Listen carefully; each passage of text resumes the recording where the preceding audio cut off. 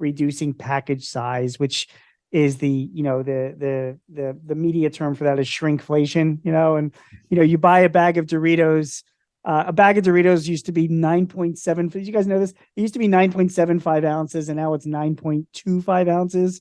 But it's the same price, It's the same thing with toilet paper and paper towels, and you even go into like hotels where you're no longer seeing all the little amenities that you're used to, including like maid service in your rooms. You have to request it now.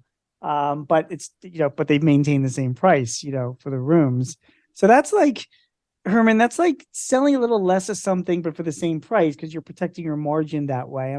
Shrinkflation is what people call it. Yeah. Give me your thoughts on it. Do you think that's a good practice? Do you No, you don't? I think it's a bad practice. I am against it due to two reasons. First, you can only do it once. You cannot shrink the package size to 0.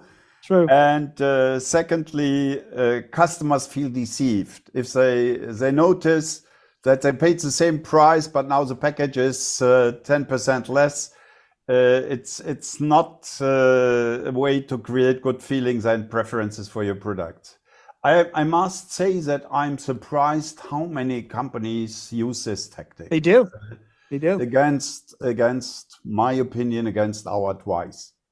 Gene, one thing I think that we speak to and we'll see more of going forward is less than just shrinkflation, is what we call a less expensive alternative, or an LEA. Yeah. And so rather than a what? A less expensive alternative. Oh, less expensive alternative. Okay, I see. Or an LEA. So if Right. you have a product, let's say you have a premium product, and inflation is putting you in a position where someone's either going to price out of your ecosystem and go to a competitor, or you feel your only alternative is to lower your price. Well, software figured this out a long time ago, and now we're seeing that material good manufacturers are figuring it out. You can make something a little bit less expensive. Now, maybe you strip out some of the services and warranties, maybe you de-feature, but you communicate it and you're clear about it, that this is not the same Dorito bag, but hey, we have a smaller package size for you. And as you do that, you give consumers options to keep them in your ecosystem, but you don't erode the trust, as Herman mentioned, by just making people feel like they were tricked into something that's less valuable.